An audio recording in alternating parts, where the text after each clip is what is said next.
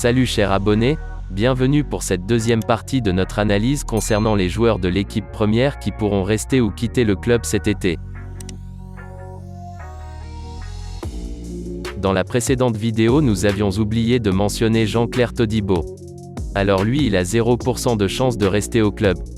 Nice est par ailleurs très désireux d'activer leur option d'achat et ils sont prêts à débourser 8,5 millions d'euros et Todibo est très désireux de rester en France où il a plus de chances de performer. Rentrons maintenant dans le vif du sujet de cette vidéo et nous démarrons avec Frenkie de Jong. Vraiment lui, il n'y a pas de grande chose à dire. Match après match, Frenkie de Jong a donné le maximum de lui, il a performé énormément, il a fait des masterclass énormes et avec la saison à venir le club l'accorde 100% de soutien. Tout juste à ses côtés, voici un autre jeune joueur qui nous a épaté lors de cette saison, et vous l'avez deviné. Il s'agit bel et bien de Pedri. Avec la saison phénoménale qu'il a fait tout en jouant 52 matchs officiels à seulement 18 ans, le club ne compte pas se séparer de lui d'aussitôt, d'où il a 100% de chance de rester au club. On continue et cette fois-ci c'est de Riqui Puig qu'il s'agit. Comme on le sait tous, il a vécu une saison vraiment difficile avec son manque de temps de jeu. Néanmoins le club compte toujours sur lui et Joan Laporta avait déclaré qu'il comptait personnellement sur lui mais le club est toujours ouvert à une offre intéressante cet été. Normalement un prêt sera la bienvenue pour que le joueur puisse progresser donc il a 75% de chances de rester au club.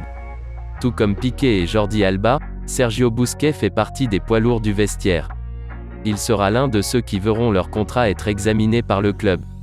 Il a 75% de chances de rester au club et vu la situation financière du club, cela va être un peu plus facile de discuter un contrat avec une baisse de salaire conséquente.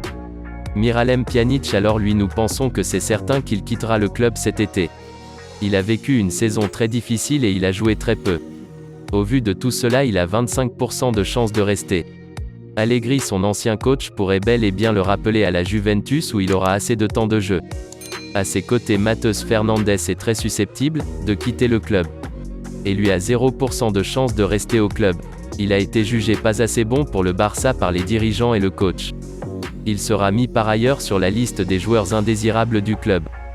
Carles Aleya, quant à lui ne sera probablement pas du club la saison prochaine et il se pourrait qu'il parte en prêt ou si une offre intéressante venait à arriver il se peut qu'il parte et Retafe est en pole position pour le recruter. Notons bien qu'il ne rentre plus dans les plans de Ronald Koeman d'où il a 25% de chance de rester. Arrivé au club avec beaucoup d'espoir fondé sur lui, Coutinho est aujourd'hui un indésirable au sein du club. Honnêtement sa situation s'est empirée avec ses multiples blessures. Et comme Laporta l'a si bien dit, le Barça est un grand club et ses exigences sont énormes. Il a de cette fait 25% de chance de rester au club, cela peut changer dans le cas où le club n'a pas eu d'offre intéressante. Pensez-vous que le Barça pourra trouver un club pour Philippe Coutinho? Donnez-nous votre avis en commentaire. Passons maintenant du côté de l'attaque et on commence avec le jeune prodige Ansu Fati. Concernant Ansu Fati, il n'y a rien à dire et tous nous attendons son retour sur la pelouse avec le maillot du club, pour nous régaler de tout son talent. Alors lui il est à 100%. Quant à Trincao, les choses sont loin d'être certaines de son côté. Dire qu'avec lui actuellement les choses sont en 50-50 soit 50% de chances de rester et nous pensons qu'après une saison difficile où il n'a pas énormément joué et apporté dans le jeu. Lorsqu'on lui a donné des opportunités parfois il a été très limité. Pour Ousmane Dembélé je dirais pratiquement la même chose en ce moment avec le contrat qu'il a. D'autant plus que le club compte toujours sur lui et même qu'il essaye de le renouveler si possible car son contrat expire en 2022 et nous aimerons pas voir Ousmane Dembélé quitter le club aussi facilement si cela venait à arriver.